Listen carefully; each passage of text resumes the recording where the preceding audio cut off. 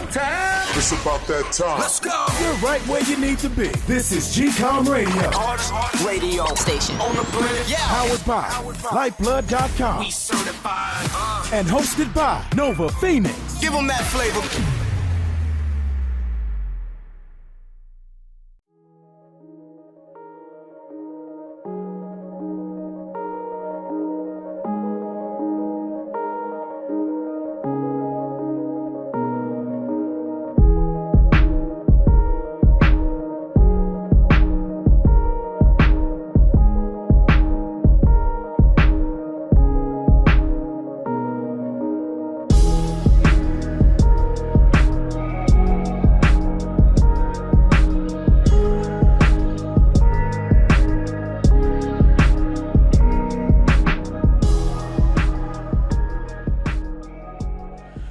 Okay, all right. Yes, we are here. What is going on? Better late than never. I am late to the show. Yes, I am late. I'm dropping this to you guys really late.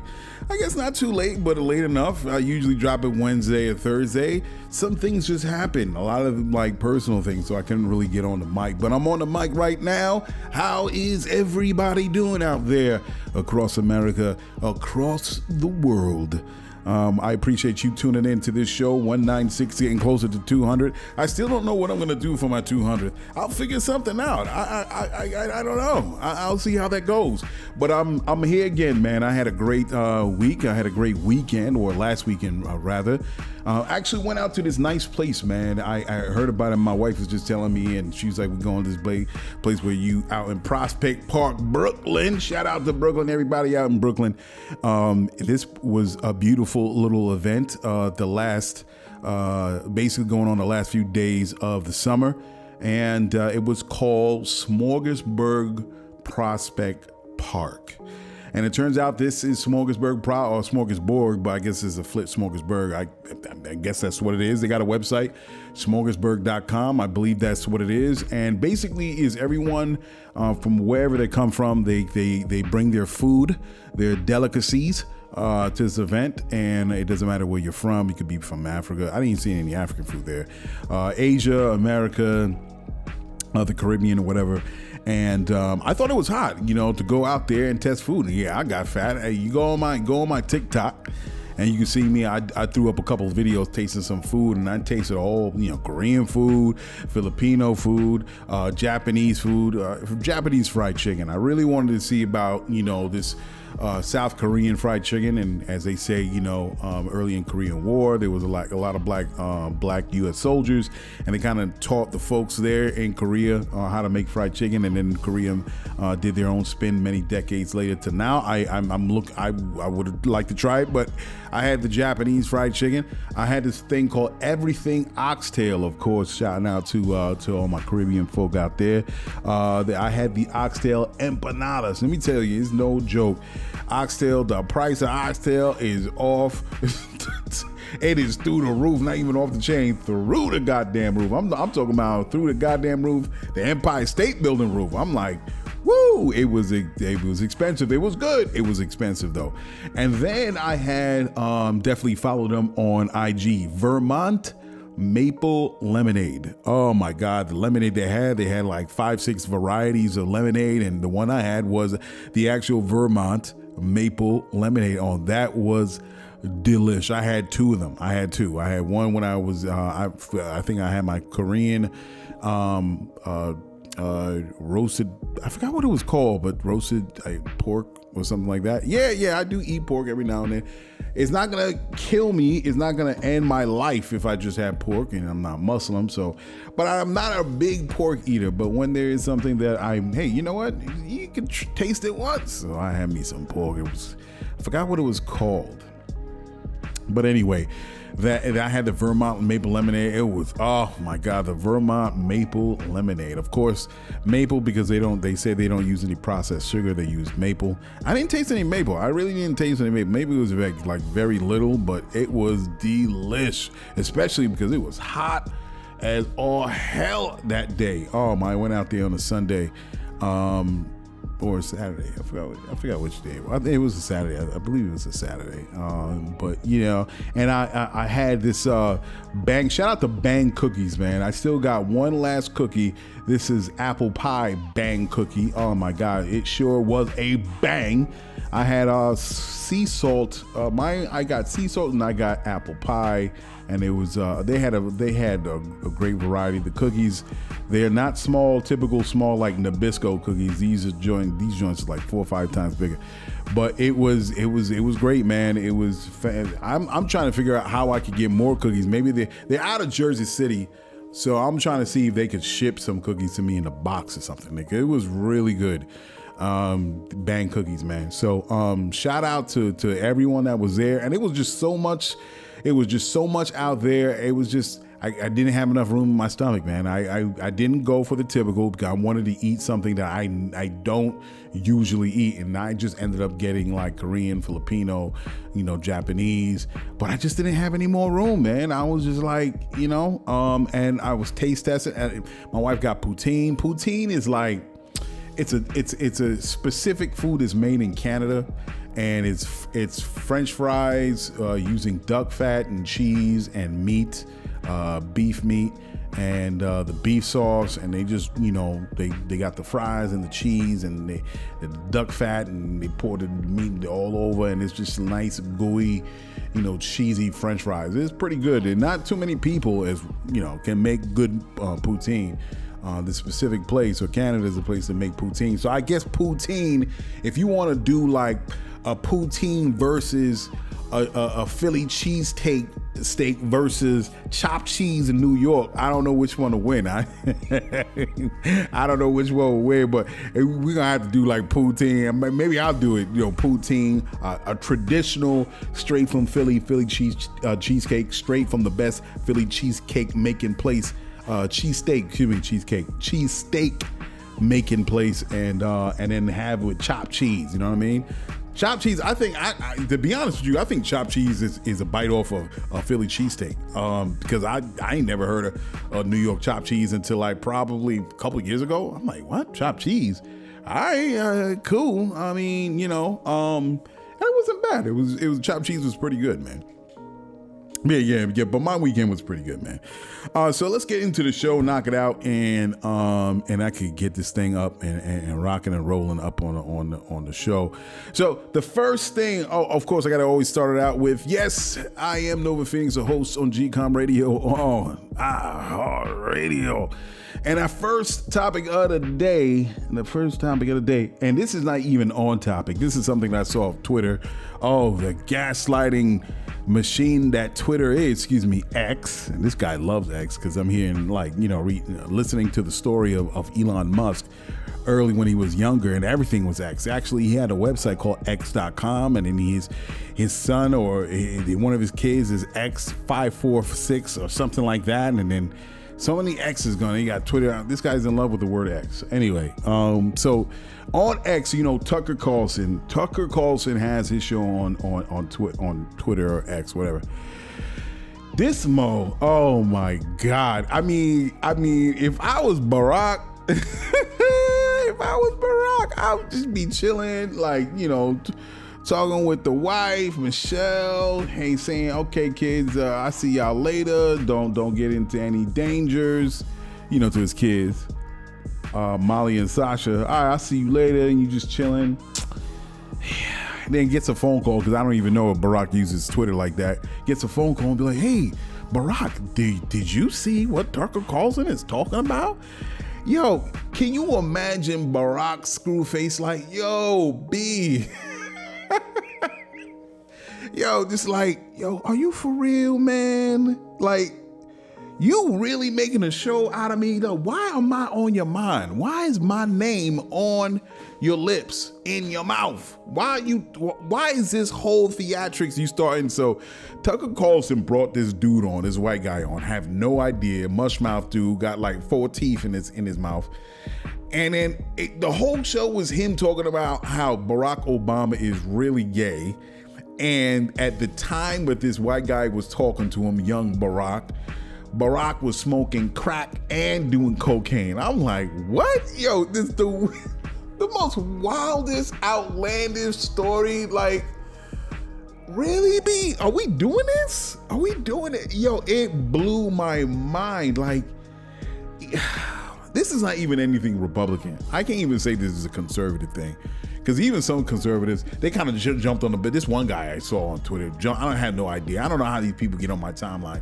I don't even follow them. Nobody I know follows them, but all of a sudden these people get my time. That's why I think certain accounts on Twitter get more shine than others. And of course with mine, they throttle them back. And I'm like, why nobody follows you and your account or whatever you tweeted is on my timeline and you got like 50,000 views. Like, who, what? I swear there's no way I can prove it. The only way, if someone was to come up from Twitter and ex-Twitter employee to be like, yeah, we do throttle up and throttle down certain accounts and certain names or profiles get more attention than others. But anyway, so this dude has this whole interview, Tucker Carlson, talking and acting like very into the story. Like, really, Tucker Carlson got that corny ass dude, that corny ass face where he looks really interested. Like, putting his hands together, his fingertips together. Please, let me know more. Tell me more. Shut the fuck up. So this dude is going on with the story. Yeah, Barack, we had sex, I'm like, so this is where we're going, right? We're going to tabloid interviews, right? This is Star Magazine worthy that you see in your local supermarket. This is what we're doing? Really? Let me tell you, folks. I know a lot of people probably gonna listen to my show. I could be left leaning to a lot of people. I don't like to be called left or right, conservative, liberal. I am neutral. I'm tired and done with the names and then people put you in this box because you say, well, I'm a Democrat. No, I'm a human being, and what I'm concerned with, I'm a man, I am a father, I am a productive person in my society. All I'm concerned about is food, clothing, and shelter. Give me that, and then my society, my community can grow and move on to bigger and better things. So focus on bigger and better things once those basics are met. And those basics are not being met by the American people. And I call out to all those conservatives, people, red-blooded Americans that call yourself conservatives in those conservatives enclaves. I'm talking to you directly. Pull up an ear. Republicans do not speak for you. I don't know if you have seen it or you're aware, but everything that Republicans or whether they're a politician or a news person like Tucker Carlson, never talk about anything that affects you directly. They don't talk about housing. They don't talk about how you're going to get your kids to daycare, inexpensive daycare, how you're going to have a job, how you're going to upkeep your job skills in this new 21st century world, in this digital world, how to make sure that if you got college debt, how you get rid of that college debt. Some people paying college debt for 20 years and that number doesn't budge. Matter of fact, it goes up. Republican politicians, all they're concerned about or all they focus on when the lights are on, the mics are hot, is who's sleeping in whose bed. Barack Obama, don't worry about abortion. Even conservatives, regular ass Republicans are down with abortion. Let's keep it real. Not to say there are people that are not pro-life, they're out there, but the majority of Americans is like, yeah, abortion is a kind of a good option to have if something were to happen. So stop it. And they always pick and choose certain data.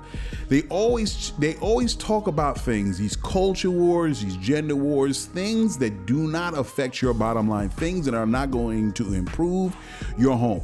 Look at Mitch McConnell, for God's sakes. Mitch McConnell, what is happening? This dude is like 80-something years old and literally freezing during interviews. This dude is too old to be serving any time as a senator, I think in Kentucky. My God, what has, in fact, again, I'm talking to y'all, and I said this before, to everybody in Kentucky or wherever he's from, Mitch McConnell, what has he done for you that improved your life instead of talking about all the nonsense or doing major blocking for Barack Obama? And I'm gonna let you know, yes, I voted for Barack Obama, but however, I'm also critical of the things that he has done while he was in office, and I didn't agree with a whole lot of things. I liked them, but I'm gonna say this. There's probably a handful of presidents that looked very presidential. And I'm going to say that he was a very presidential. He was very careful with his words most of the time. He knew how to talk to the people. He knew how to galvanize people. He knew how to get a crowd together. He didn't do anything fucking stupid or illegal or anything like that. My man was straight line, and he did what he did, and he got out. As opposed to Trump. But anyway, as I'm talking to you, what have they done that improved your life considerably? Because if you're still been living in a what do you call it? Not a rental home. Those I forgot the name of those damn shacks or whatever. And the mobile homes. You live in mobile homes. You're pissed off because you don't know how you're gonna feed your family. You're in your ratty clothes, your poor dental work. You're living check to check. Matter of fact, and you even did some crimes. And if your life has been the same since back then and up to now, it hasn't considerably what's the word I'm looking for? For lack of a better word, bigly. Bigly, it have not bigly changed. Let's keep it real. They were never for you in the first place. And sometimes you got to circumnavigate. Hey, listen, if you want to be racist, be racist. I don't know. But I haven't even met a smart racist yet. They'd be like, I've never heard even a racist say, you know what? I hate the niggers. I hate the gooks. I hate the spics. I hate all those people coming to mind and all those damn goddamn immigrants, but put them aside for right now. And I don't want to stereotype not all, Southern people. So let me stop that. Let me stop with the Southern accents and racism. Put them aside. What have you done for me? You know what I mean? Like, I have never seen someone that comes from a deep red state say, you know what? Forget those folks. What have you done for me? Just to shake them up a bit. Mitch McConnell, this dude does not want to step down. It's the same thing with Dianne Feinstein, the Democrat of California. I'm like, what is happening? Term limits. And if you cannot get term limits in, there should be some sort of a medical evaluation that's just going to test the abilities of these elderly politicians. And if they can't cut it, they got to go. They got to step down right away. Not wait until their term ends and there's another 2 years away or a year away or whatever they got left. They have to step down immediately and get someone that's going to be in their spot and take it easy. All right. Retire. Go to an old folks home. You got a big house. You made a whole lot of money as a politician. Don't tell me you're a public servant because you made a whole lot. You got gagillions of dollars packed away somewhere. Go to your freaking summer home and chill out there because you cannot function. You cannot function, and if you're a public servant, you're supposed to serve the people of sound mind and body, and you ain't got neither. So I don't know. I really don't know what's going on. It's absolutely amazing what we're seeing in front of us. Amongst all the other bullshit, corrupt shit that's going on, we got people standing up in front of the hot mic and the lights on, and they're like, freezing, straight freezing. They damn near a foot and a half, a foot and 3/4 in the grave, and they still want to hold on to these goddamn positions. It's amazing, man. It's amazing. So yeah. Anyway, this woman, this thing was. I wasn't sure if I was going to talk about this. Oh yeah. Again, fuck you, Tucker Carlson. You're trash. And this is the best thing you're gonna do. Then you ain't much gonna come from you, Tucker Carlson. You might as well go back to Fox News or something like that, because you was a bitch there and you a bitch now. So anyway, so this woman got hit in the face with a brick. It's sad. I mean, it's gone viral. It's funny what things go viral, and sometimes I'm very careful what I talk about, what I say on on Twitter, on social media, because you never know it's just, you know, sometimes people could take certain words out of context. Sometimes you're trying to give some or see the layers of a particular situation, or you're trying to wait for answers. But anyway, a woman got hit in the face. Terrible, terrible, terrible. I cannot believe that this happened to a woman like that, you know. And then there was some men that were coming out and they were saying, well, you know, look at these other videos, and you know, there were skits that apparently she's trying to build her social media presence as a social media influencer. And there's some videos of her smacking some white dudes, and she, you know, she's dropping it like it's hot, and she's doing all these things, saying some whacked out things. And again, this is a conversation that I had with people, and I'm like, do not believe the internet. You do not believe social media or the people that's on social media, because a lot of times if they're saying something outlandish, like out of this world outlandish, that they would never say face to face to somebody, or they're doing something totally like you should be in an insane asylum, it's usually because they're trying to get attention. And if you give them attention, you give them what they want, and so they can monetize their and I don't have any problem with monetization if you have a craft, if you have a skill, if you want to show people something. But you know, lately people just going on social media and gaslighting and doing things that's very, you know, disrespectful and harmful, over the top, and it's crazy. Anyway, it has nothing to do, those guys that were sharing the video of the lady that was saying, well, you know, look what she's doing over here, blah, blah, blah, blah. No one deserves to get hit in the face with a brick where her face, half of her face is swollen. It looked like it was a basketball.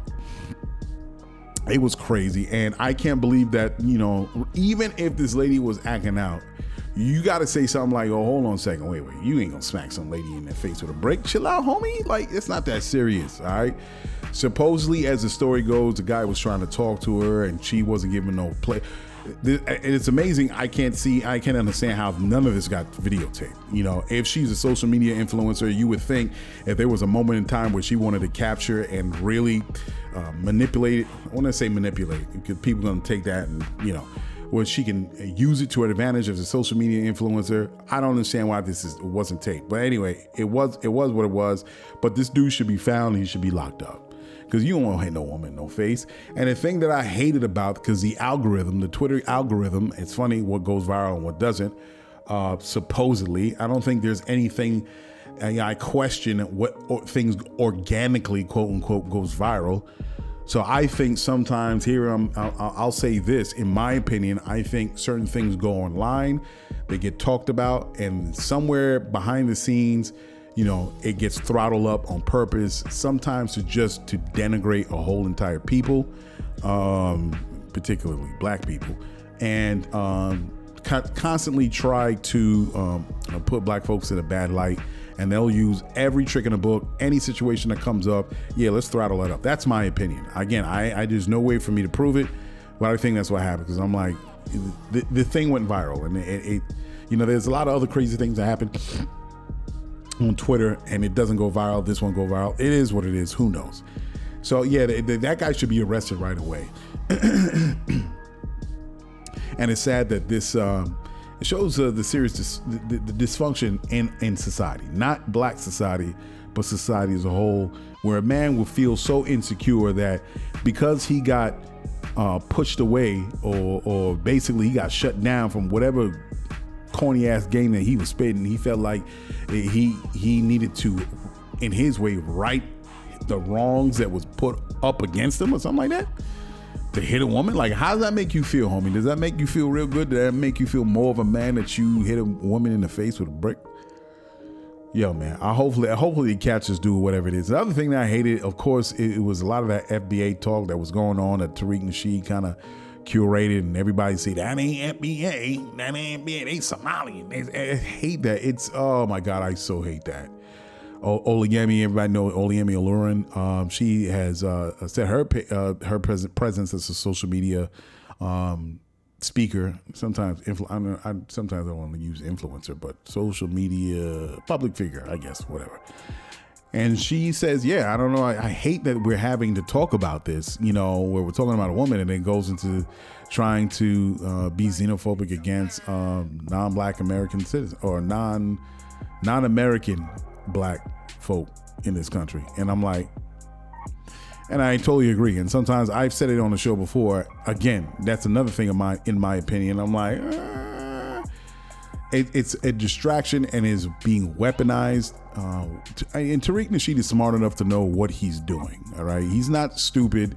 I know enough of him to know that he is in no way stupid or totally ignorant to what he says and the negative impact that his talk may have. But he doesn't care because it's all about him getting that bag. But now it's created a space where now everybody, something goes on. We have this cheap, lowbrow, petty darts to get thrown on Twitter talking about, well, that's not how we act, when you know there's dysfunction in all societies. You know there was some fuck shit that was happening, and if you was just African American, you've been here generationally. We let's be real, all right? I just hate that talk that's happening, the conversation, and you have everybody dogpiling and throwing shit on the pile from every person that has taken on that position of FBA, and there's a whole bunch of people, and then sometimes you don't even know if they are. And I said to Olayemi, you don't know if they're a bot, you don't know if they're a professional troll, you don't even know if it's like a COINTELPRO program, counterintelligence program that continues today, where they take these things and they weaponize it, and they do it in order to divide. As long as we keep y'all over there, you over there, we doing our job. And it's a very efficient tactic, I might say. It's a very efficient tactic, divide and conquer. So, he doesn't care.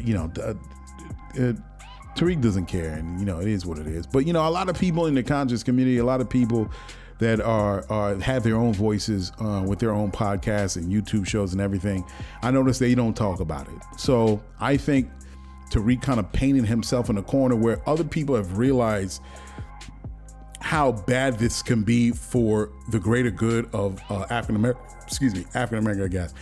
American people in this country, and they're just not partaking in that conversation because they know that's doing more harm than good. It's not to say there are things that do not affect African Americans people here generationally. One major topic is, everybody knows, what reparations. Certain things I do understand, I get it, but then other times I'm like, this is getting us nowhere. This is not productive. And I've actually had someone get at me. They was like, yeah, that's why you were tethered. Don't know me from Adam.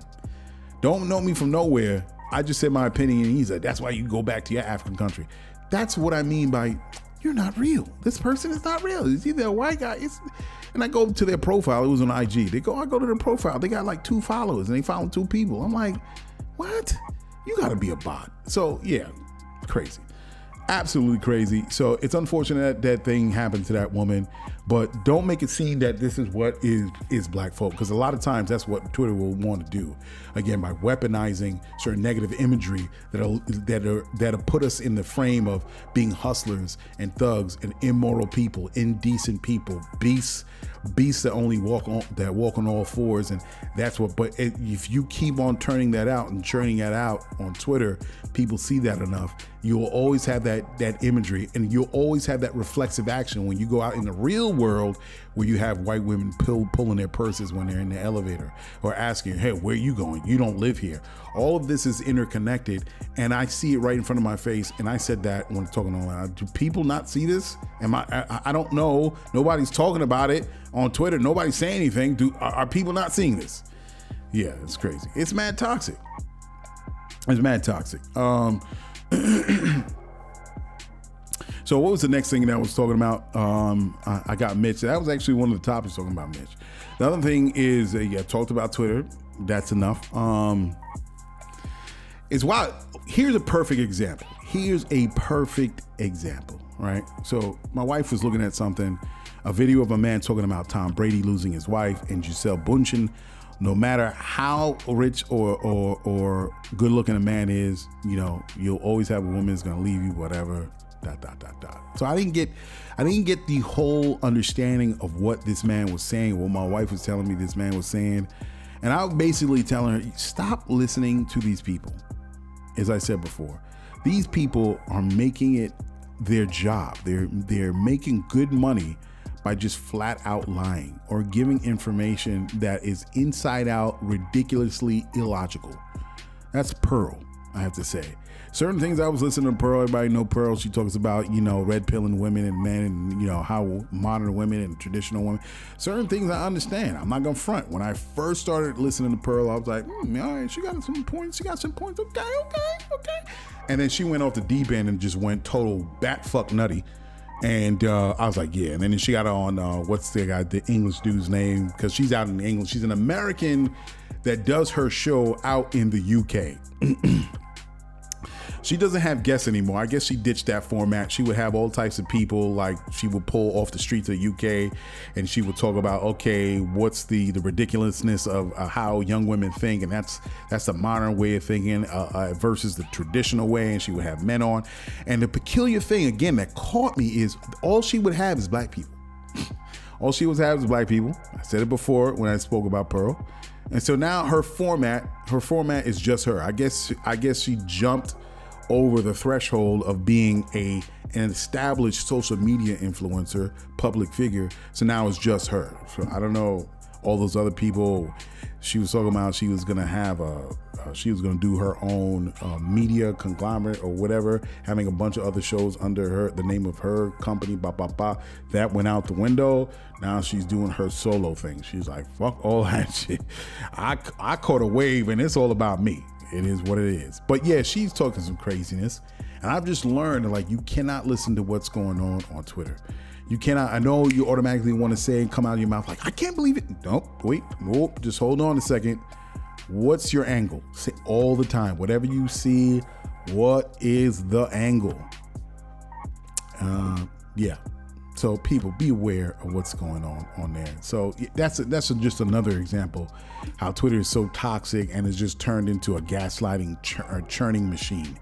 And no matter what you say, someone is going to always be out there that's going to say the very opposite of the good or an interesting insight on a particular matter. They'll just try to freaking slight you, and they'll say, well, that's it. That was supposed to mean. And yeah, so I don't think everybody's real. So the next thing here is, oh my God. Joe Rogan had Bill Maher on. Joe Rogan had Bill Maher on. They I guess they've known each other for a little bit. And they decide, because I guess Bill Maher was in town in Texas, and he's like, hey, let me come on the show and promote where I'm going to be doing my stand-up. And Joe Rogan brought him on the show, and then they were just, smoking away the chronic and just talking about random things. Oh man, how things have changed for Bill Maher. Before, you thought he was the woke white man from back in the day. And he hung with rappers and slept with black women, and was like, wow, this pale older fellow is pretty hip.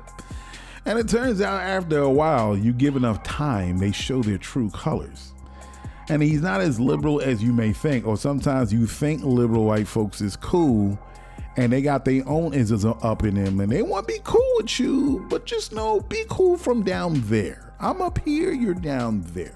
But I think everybody's chilling. Everybody's cool. I'm not a KKK person. I don't want to kill black people, but I just need for you to know your place. Oh yeah, that's good old Bill Maher. And before, where I question certain things on the show, I forgot the name of the show, Bill Maher certainly has proved himself to be the privileged white man that he is. So yeah, he was on Joe Rogan, and to me, that whole show was the most, it's one of those good old boy, conversations where you get in a room, you're smoking a cigar, these two privileged rich white dudes, and they just want to go over some of the things that perturbs them, and smoking a stogie and weed. To me, it was the most typical racist, blockheaded, numbskulls, drinking wine in one of those oak wood rooms, drinking the finest wines, rich white men having conversations. And the funny thing is with Joe Rogan, he always kind of, he kind of changes according to the guests that he has on his show. When he has some professionals that's speaking about a particular subject matter, say COVID, for instance, a lot of this, it's a very hot topic, COVID. And I knew it was going to be a hot topic. I knew it was going to be a hot topic because conservatives, and most of them that are anti-COVID are conservatives. And I think I have a reason for that. It's very simple. It's not rocket science. I'll see if I can get into that. But anyway, so he kind of shapes himself to the platform or the position of his guests. If he has someone that's a scientist on there, PhD in this, PhD in that, masters in this, masters in that, he has good information to kind of go along with what the guest is trying to talk about, whatever the hot topic, in case, like I said, COVID. I'm like, okay, seems like an open mind. I know a lot of people may disagree with what Joe Rogan says, but he's trying to offer another side to the conversation as far as what people feel about COVID and vaccinations. And, he's going into the PhD. People are going to these chemicals and tests and trials and companies and talking about this guy here, scientists, the science community, the medical community, blah, blah, blah. I'm like, okay, he's open-minded. But then he has people on the show that are totally fucked. Some of them are just outright racist, and they're talking their position. I forgot one guy. I forgot his show. I don't care to know him, but he usually rocks a beard with a scully cap. So he's on Joe Rogan's show. And again, Joe Rogan, kind of like chameleon that he is, he kind of bends to the position of his guests. And then all of a sudden, Joe Rogan is saying something that's right. I'm like, wait a second.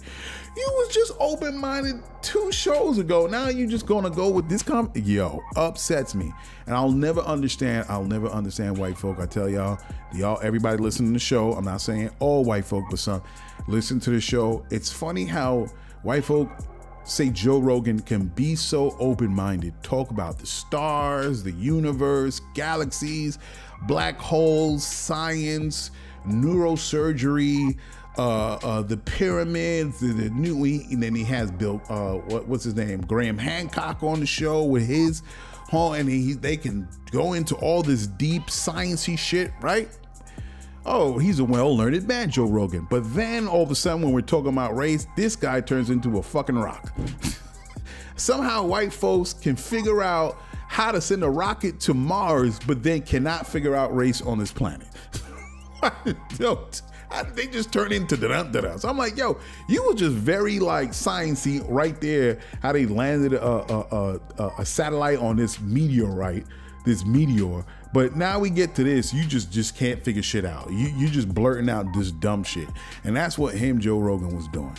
I swear, they was talking about, the liberal versus the woke. And, Bill Maher was talking about there was a distinction between a liberal. Liberal didn't care about race. That's what it was back in the 60s. But the woke now think it's all about race and it's a problem. And it's just a mishmash of trash that Tucker and Bill, they could be interchangeable. And then Joe, they talk about, Joe's taking equality, he felt that taking away from one group and giving something to one group takes away from another. And that's not equality. That's what equality is. I'm sorry to say, that's kind of what equality is. Take, for instance, Joe, if you're listening to the show, somebody's talking to Joe Rogan right now. Take it like this. Someone has an apple pie and they take 3/4 of the pie. That one person take 3/4 of the pie. There's 4 people that want to have apple pie for the day. But that one greedy ass person takes 3/4 of the pie. The other person gets one thin slice, and everybody else, the 2 other people get nothing. They get shit. They can just dab at the bottom of the dish of the apple pie where it was sitting in, and they could just have at it with those crumbs. And then someone, the 2 people like, yo, that's not fair. You can't do that. You can't take 3/4 of the apple pie. That's not fair. So then you get someone of authority in the room, and then that person of authority says, no, person A, you can't take 3/4. That's not fair. You do realize other people have to have their equal, okay, I'm gonna say it again, equal cut of the apple pie. So that essentially means that person has been getting 3/4 of that pie forever. Eventually, the next pie that comes up and is split into 4/4, that person has to take their slice. Yes, you have to take away 2/4 of those slices, that slice of that apple pie, and give it equally to those two people, and he has to take one. You have to take away from one, not to the point where they have nothing and they're eating crumbs, but they're gonna have their equal amount so that others can have the fair share. Yes, you have to take from one that's been taking forever the majority, the lion's share of the wealth and the money and all the benefits and that you've been getting in America. And now that we're saying that's not right, yes, we have to take from that group to give to this group. Yes, that's essentially what equality is. And I don't understand. I mean, is it equal to take from one group of people and give it to others? Yes, in this sense. Yes, Joe. Yes, fucking Joe. Yes. You have to do that. And then again, the conversation about stores and stealing, and these stores are closing down because of this. Stores are not closing down because of the stealing. The stores are closing down because they're not making any money. You think a chain or a big store that's making, I'll say about, I'm just throwing out a number here, $50,000 for the month, and you have people that's coming in and stealing, say about $1,000, $2,000. You think they're closing down the store for $1,000 or $2,000 worth of stolen merchandise? Hell fucking no. They're gonna call the cops. They're gonna say, hey, or hire security, and they're gonna keep going because no one is going to stop this show. They're gonna keep making money. So those stores are not closing down. That bullshit that he's talking about, saying that, oh, these stores are closing down because of stealing, it's stupid. It doesn't make any sense. What are you talking about? And this video, it's a nice segue of people stealing on Twitter. I said this on the show. All they're doing is cranking out black people stealing. So now they're talking about there's legislation that you cannot be arrested if what you're stealing is below, I think, $1,000. And then there's another piece of legislation that they're saying that you cannot stop someone from stealing. You have to let them steal. Now, that is asinine. That is fucking stupid. Now, if you have a community of people that are poor, and then someone passes legislation and say, well, don't worry about it, you won't get arrested as long as it's under $900. What do you think people are gonna do? So they're taking this video of this couple that's stealing stuff out of a store to the point where the person is waving. Yes, they're gonna waive because they're not doing anything illegal on the books, because whoever bullshit legislature, politician, local politician, and a group of them just freaking passed law saying that you won't be arrested. That is fucking dumb. Who are these people? Get them out. It doesn't matter if they're Democrat or Republican. Whoever's doing it is doing it for a reason. If you're passing a law that allows people to steal legally, then you have an ulterior motive. You have an agenda here. Your agenda is to get people to steal on camera. You have enough of these people stealing on camera. You get enough of these people talking to the point, we need cops. We need cops and we need jails. And here we go back to business. That is the point. They don't want people talking about defund the police. They don't want to talk about something there's money to be made in police. There's money to be made in locking up people. They are trying to get the masses back on their side. And if they're gonna pull every trick out the bag just so they could change the minds of the people, that's called not cognitive. That's called manufacturing consent. Read that book, Manufacturing Consent, by Noam Chomsky. I think he's a professor at MIT. I forgot he's a professor, but he's been speaking forever. He's an older gentleman professor in his 80s, I think, at this point. He's very old at this point. Very mild-mannered. He has tons of books and he speaks very plainly and fairly about the activities of American government, the people, what they do to the people here, what they do around the world. He's very matter of fact. He just sticks to the facts. And he made a book called Manufacturing Consent. How do you manufacture consent with the masses? And they do it through media. And the new media is social media, Twitter more in particular.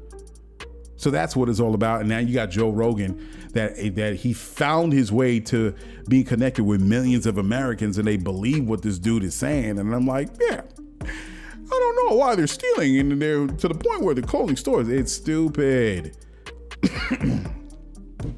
I should have got. And he brought up Chicago. Again, the same racial bullshit story. But what about Chicago? Chicago's terrible. It's crime ridden.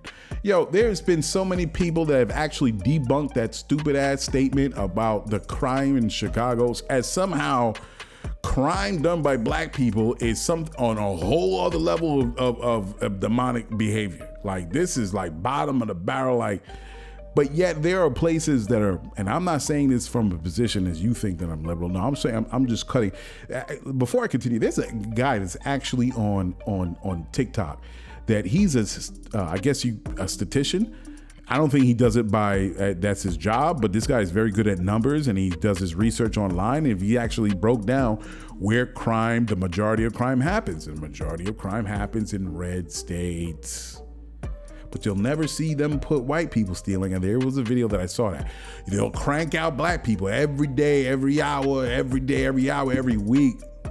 They play that one video of a white person stealing. Let's get cranking, because there's an agenda here.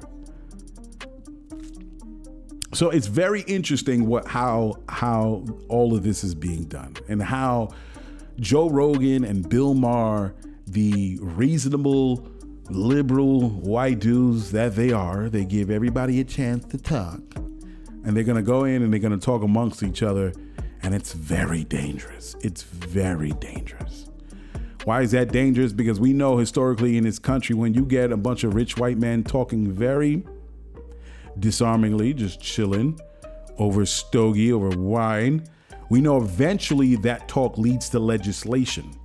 Eventually that talk leads to policy on a local level that then they will turn out to have the 3 strikes law again. We'll get back into locking people up, and they don't deserve to have any second chances. And we're going to lock people up for 30, 40, 50 years. Forget rule of law. That's why it's dangerous that you have Joe Rogan and Bill Maher that seem to be pretty cool. They're not racist. They're not Richard Spencer. They're not all the black people are monkeys and they're mud people and these damn immigrants. They very level-headed guys. But that's the problem. That's what makes it so insidious. That's what makes it so problematic, that the way they talk eventually leads to something where, yeah, you know what, we're going to do something about that. And then we're going to go back to locking people up. And then you'll have masses be like, see, we had to control that crime anyway. So I'm glad they got back to law and order. You see what I'm talking about, folks? Yeah, so that was a trash ass interview. So fuck him.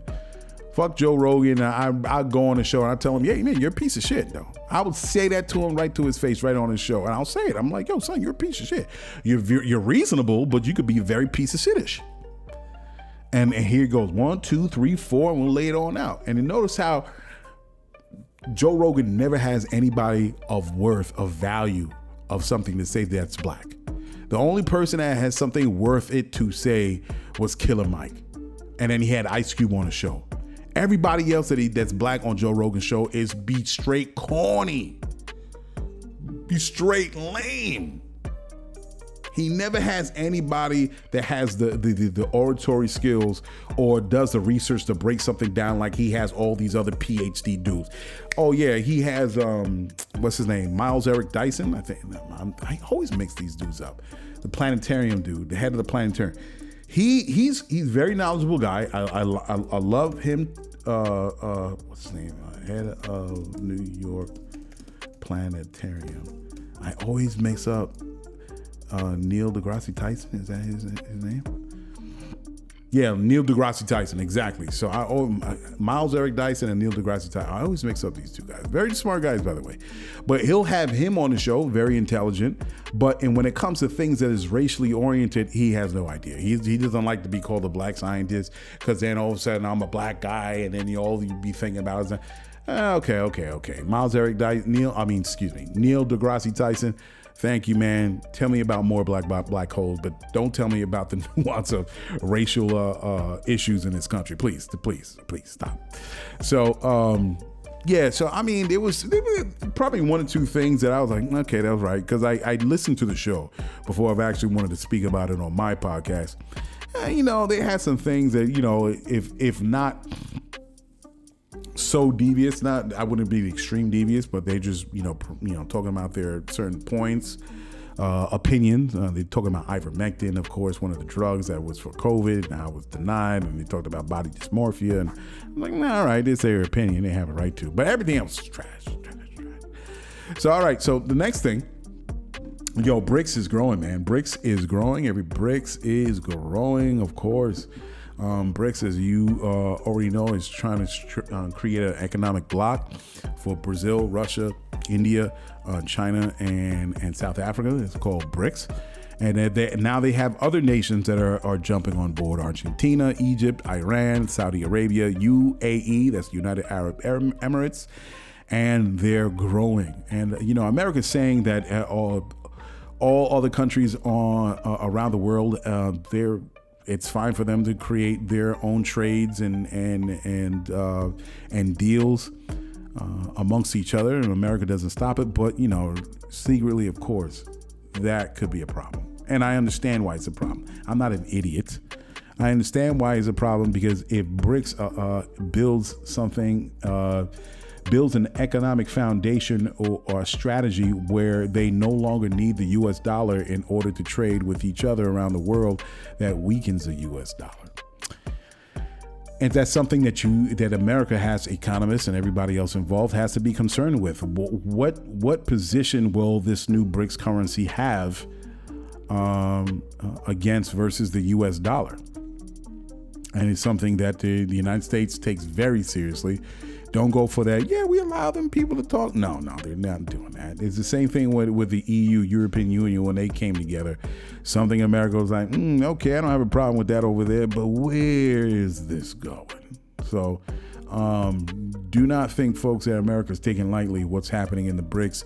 Do not listen to those pundits or those individuals that are asked about questions about the BRICS, and they're saying, America, that's nothing. It's not going to have an effect on with bullshit. America didn't get here by just waving off people. They'll say in public, okay, it's not a big deal, but secretly they're like, who the fuck is in this? Who's doing this? Now, I should say this. Not allow for BRICS to set their position, and I'm an American here. If it has a huge impact on the economy, I live here, that would be a problem. Okay, understand where I'm coming from. I live here. I'm a New Yorker. Every other American that lives in the place where they live at, another country establishes a country. It's not just a matter of, go. And I believe everyone has the ability and should have a right to modernize and to look out for where they come from and their homes, regardless of where you're from all over the world. But then I also think that I am also a part of this economy. All right. So whatever negatively overall impacts America impacts me. So in a way, I can't be say, go European Union. All right, go. And then I live here and say something happens where America's not paying attention. And all of a sudden this huge thing happens where it hits the American economy hard. Say COVID, for instance. It crushed the economy. So many things got impacted immensely. I use money here. I live here in New York. You think I'm going to go to bread lines? You think I'm going to be like, over here, and then I'm on this side, and then all of a sudden they're saying, well, we can't pay you no more. The dollar's too weak.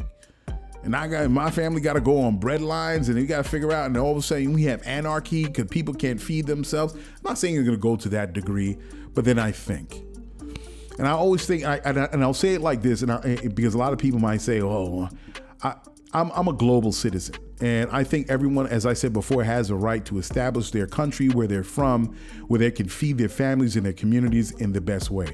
Every other corner, every other country has done that. Russia is doing that. China is doing that. I hate saying the Middle East because that's such a shaky turn for me anyway, from my understandings of it. But Jordan, all the, say for sake of argument, Middle East, and everybody established themselves through oil. You have a lot of, well-off people in Iran and in United Arab Emirates. So should Africa have its space. So I'm totally for that. I was talking with a brother, and I said it before. Did I say it before? But I'll say it again now. I'm talking with a brother in Nigeria, and I was talking to him with his lights out. And it's something happened in Nigeria where they do not have power 24/7. Because something is going wrong with the economy, with their electrical infrastructure, where they cannot have electricity 24 hours. That is unacceptable. If I'm running the Nigerian government, that is unacceptable. And if I'm doing deals or trade deals with other countries, or in particularly the West, and those deals turn out where I can't have power 24/7 for my citizens, my Nigerian citizens, that can't happen. So I understand why certain things happen over there. Establish your economy. Build for your people, food, clothing, and shelter. As I said, the 3 basics, and you can move over into other things. And then you can have healthy trade with other countries. I have no problem with that. I'm all with that, because business on that side, for me, as a founder, I want to do business with a lot of my brothers and sisters on the continent. And I want to build those bridges. But not to the point, I'm not going to be in a position where, good for Russia, whatever that they're doing, and that's going to hurt my side. That don't make any sense, because I'm on this boat. Can you imagine there's 2 boats in the water, or there's several boats in the water, and one boat has an upper hand on say a battle, say you sunk my battleship. I forgot the name of that game.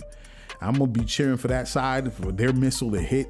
I'm on this boat. So if you hit my ship, I'm going down with it, regardless if I have my differences of what's going on. I'm doing what? It doesn't make any sense. I'm here. I'm here, bruh. I'm here. Nuclear war jump off. I live in New York. The first space is here. So I can't be like, yeah, in Russia, you got to do what you got to. Whoa, hey, whoa. So slow down, buddy. Understand what I'm saying? I live here. All right. So I got to be, be careful of what you ask for. I say to all those people out there that's, cheering, be careful. Let's have balanced trade. Let's have our balanced economies intertwined, where I help you, you help me. I believe that overall, regardless from what country you come from, let's do that. But if there's things that's going to undermine my economy, I can't do business with you. Case in point, I hear this on IG, that there are a lot of Chinese that's going to Jamaica, and the Chinese businessmen are operating their businesses tax-free, while it's fucking hard for natural-born Jamaicans, black Jamaicans, that are struggling to get their business off the ground. And you have Chinese folks from outside the country, not Jamaican, outside, come in to start a business tax-free. How does that happen? If that is true, how the fuck does that happen? And I'm not talking to the citizens. I'm talking about to the Jamaican government, Jamaican political officials. How? That's what I'm talking about, it being problematic. I want my people, if I'm Jamaican, I want my people to eat, and I want them to do well. Sure, you come, we could do business, we could work together, wherever you from, but to the point where that's going to undermine my folk? What? It doesn't make sense. Anyway, I think that's it. I think I'm finished for the day. Shout out to for the last thing I'm going to say before I get out of here. Shout out to Ahsoka. Big ups to Dave Filoni. Wonderful 4th episode, off the chain. Big up to the director of the 4th episode of Ahsoka. I forgot this guy. He was a brother. I had no idea that was a brother. I was like, oh, snap. Let's see, director of 4th episode. I'm bugging. And so for some reason my computer is slow. Peter Ramsey. Shout out to Peter Ramsey. Fantastic 4th episode. Ahsoka was off the chain. And I'm looking forward to Castlevania Nocturne that's coming on Netflix. And I'm looking forward to Godzilla -1. I don't know if that's Netflix. I don't know where that's coming in. But that looks fantastic. The CGI, they did not cut any corners. I don't think this is a major movie release. But wherever this is being released, that is off the chain. I saw the trailer the other time. I'm like, word. I mean, of course, subtitles. I love subtitles. I don't have no problem with subtitles.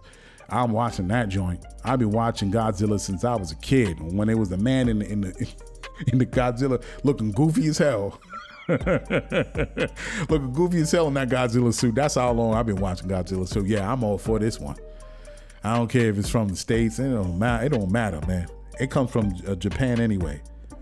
So yeah, man, I'm for that. But anyway, I'm with that, and look out for that, and look out for there's another show that's coming. I can't remember the show that's coming right now, but look out for those shows right now, man. I'm in Ahsoka. I'm almost finished with Star Wars Rebels because I just want to really get the backstory. So when I watch Ahsoka, then I'm gonna be like, oh, okay, I get it. I hate to be clueless, but anyway, I'll talk more about that. I saw some.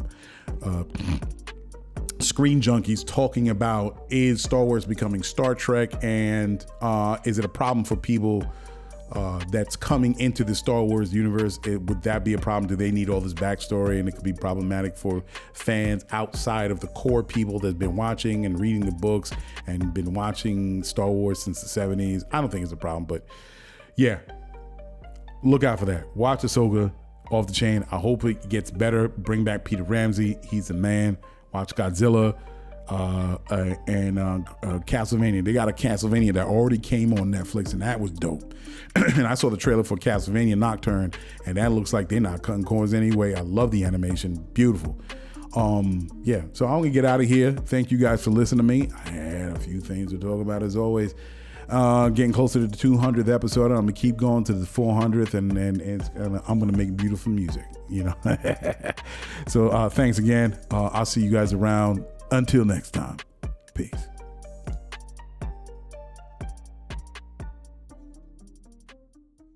Yo, check it. You just listened to GCOM Radio, powered by Lyfeblood.com. For the global community. We worldwide, baby. See you in the next go round. From right here to your town. We out.